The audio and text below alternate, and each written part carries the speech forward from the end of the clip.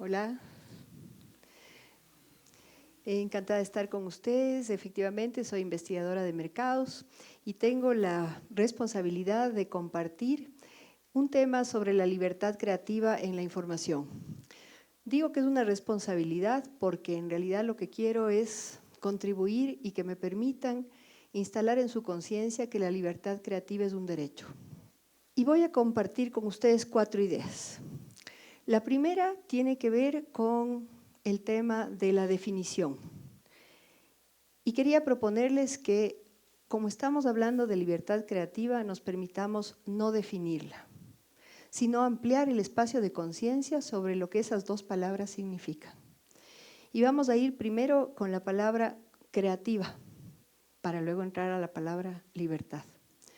Y quiero pedirles que piensen en su mente, cuando dicen creativa, ¿qué palabras asociamos con esto?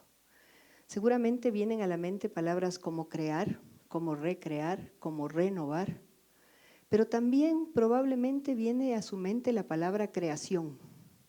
Y esa es una palabra muy importante en nuestra cultura. La creación nos bota casi a lo sagrado y nos permite mirar este bellísimo poema. Antes no había nada. Es el primero y más profundo acto de creatividad.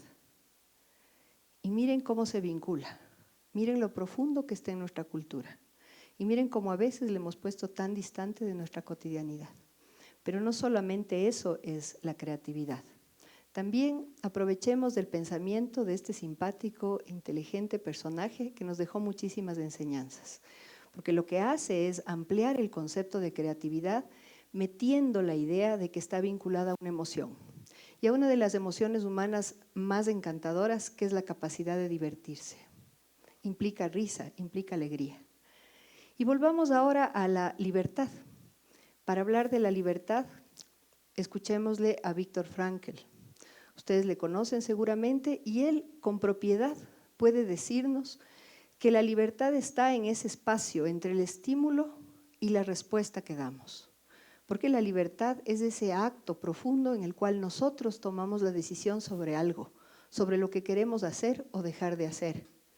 Ahí está. Entonces, libertad creativa incorpora otros elementos. Pero cuando hablamos de que somos nosotros los que tomamos la decisión, he querido recurrir a este personaje en sus mejores tiempos, en sus tiempos más primaverales, donde nos dice ella que la libertad finalmente es una búsqueda de autenticidad, una búsqueda creativa de encontrarse con su propio ser o con lo más parecido a su propio ser. Por lo tanto, la libertad creativa implica una profunda permanencia de nosotros mismos con el compromiso y con esa idea de poder transformarnos en la búsqueda de ser auténticos. La segunda idea que quiero compartir tiene que ver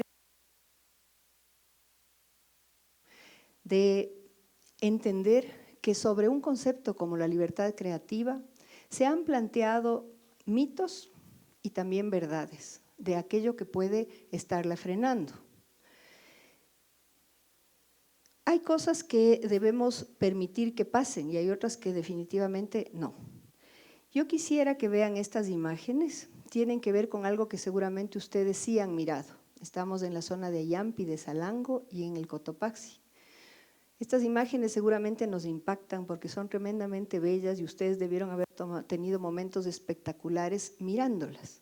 Pero no solamente las miraron ustedes, también las miraron nuestros antepasados, hace muchísimos años, y dejaron plasmado una serie de imágenes que nos permiten saber cómo era su vida.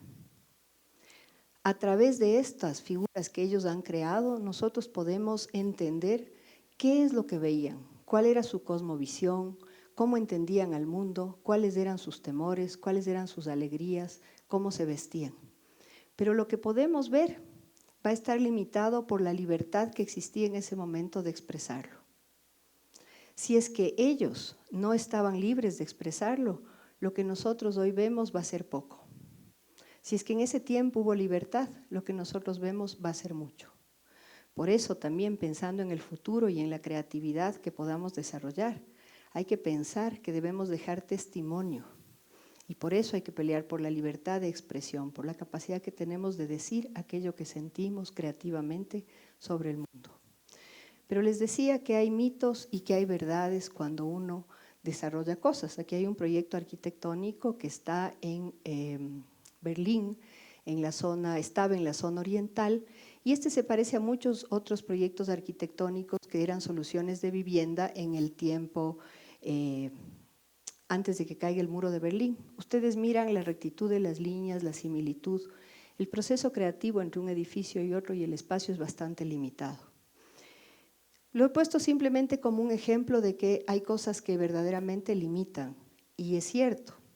Por ejemplo, una estructura muy vertical, normas muy rígidas, donde se valore realmente que las personas repitan antes que hagan algo nuevo, son fuertes limitantes de la creatividad. Pero también hay mitos, y los mitos tienen que ver con otros procesos, como por ejemplo, solo algunos son creativos y otros no. Como por ejemplo, solamente los de ciertos países son más creativos que otros. Como por ejemplo, dentro del desorden hago la creatividad. O me inspiro, o necesito estados alterados de conciencia para crear.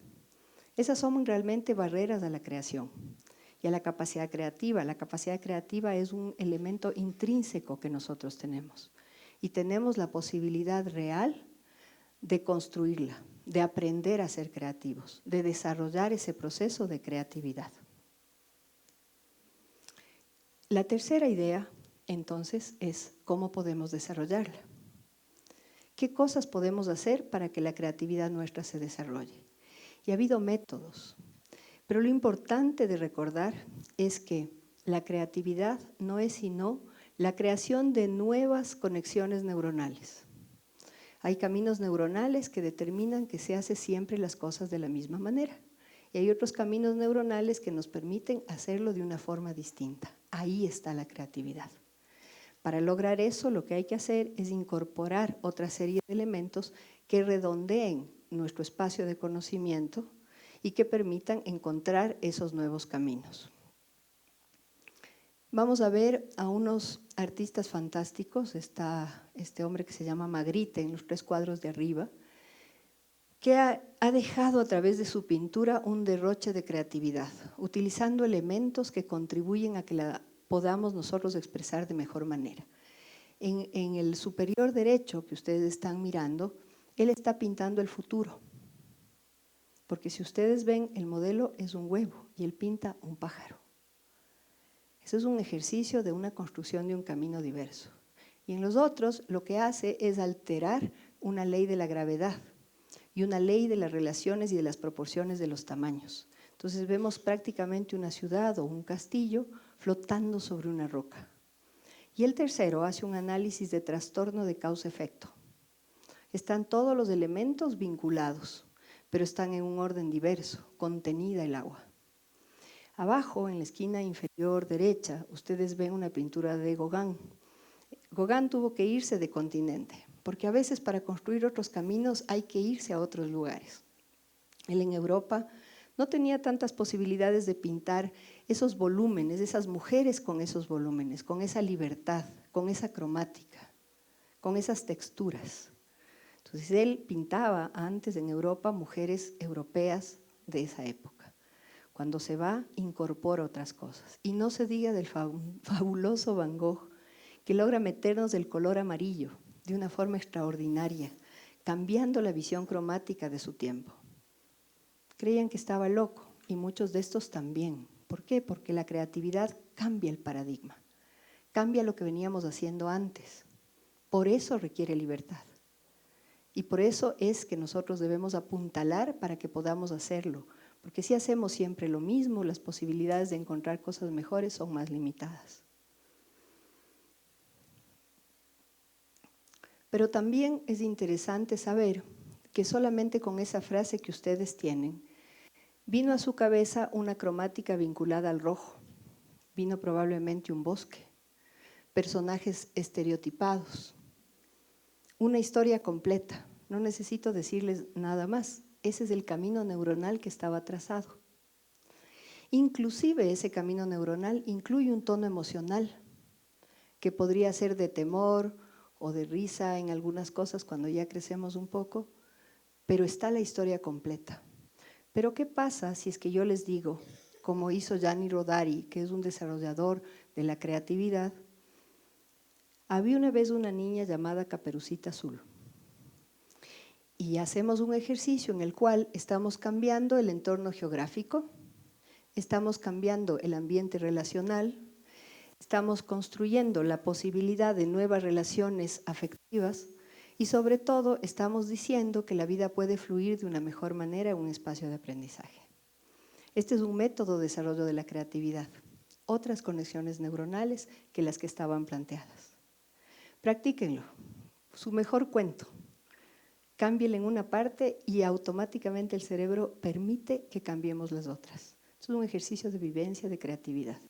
Gianni Rodari es un muy buen ejemplo y un gran constructor de ese proceso. Aquí está lo que queda casi al frente de esos edificios que veíamos de Berlín. Este es un espacio urbano que se llama Sony-Plaza, la zona Plaza Sony, que incorpora elementos naturales, la circularidad, esta sensación casi uterina de poder estar disfrutando ahí. Está lleno de teatros, de cafés, de restaurantes, siempre repleto. Todos quieren estar ahí. Los departamentos están en los espacios circulares y es un verdadero éxito urbano. Pero aquí hubo la libertad de construir algo totalmente diferente. La creatividad vinculada fuertemente a la libertad. Y la cuarta idea, porque las cosas tienen que aplicarse. No tiene mucho sentido si no nos sirven para aplicar. Ustedes saben que yo hago estudios de mercado y trabajo con información. Y la información antes se entregaba solamente con números, era una barbaridad. Después a alguien brillante se le ocurrió hacer esto. Pero ustedes saben que el rectángulo es una de las figuras que la gente menos le gusta. Ya nos dice, pero no nos sirve. Entonces más vale que abandonemos también esto. Dejemos de lado lo clásico y comencemos a usar nuestra libertad creativa para construir otras cosas.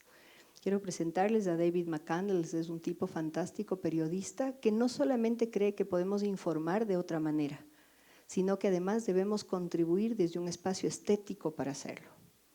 Porque la creatividad está vinculada a la estética, porque tiene armonía, nos llena. Y en el tema de la información lo que buscamos es transformar aquello que es data en conocimiento. Y no funciona si no entra desde un espacio de aceptación de la persona. Y entonces, primero sugiere poner color.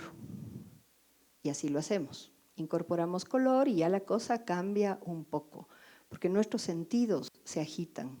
Y entonces comenzamos a entender cosas que antes no sabíamos. Y luego incorpora formas nuevas, formas que tienen otra decodificación en nuestra mente, que van integrando cosas. No importa tanto aquí qué dice, lo importante es saber cómo la forma puede darnos ideas de tamaños, ideas de relaciones y la cromática también.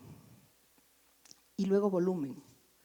Y hace que sus gráficos sean casi tan atractivos como que parece un jelly, parece un caramelo. Porque la idea es esa, que la información se interiorice para que permita tomar mejores resoluciones. Y juega también con la inclusión de imágenes. Ese es otro proceso que podemos utilizar como creatividad. La mujer del lado derecho de su pantalla seguramente no es occidental y los temas que se tratan tendrán que ver con lo que ella está diciendo. Y al lado izquierdo, obviamente, están recetas de cócteles y junto a eso lo que nos puede curar el otro día. Pero la palabra no pierde su vigencia, no es solo el gráfico, no es solo el número, es la palabra. La palabra nos da un sentido completo más allá del porcentaje.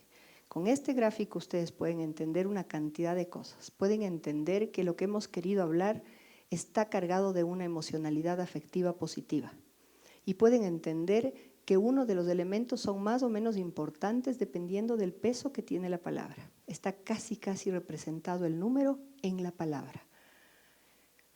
No olvidemos eso. Todos estos elementos son usables y son válidos para poder construir algo más interesante.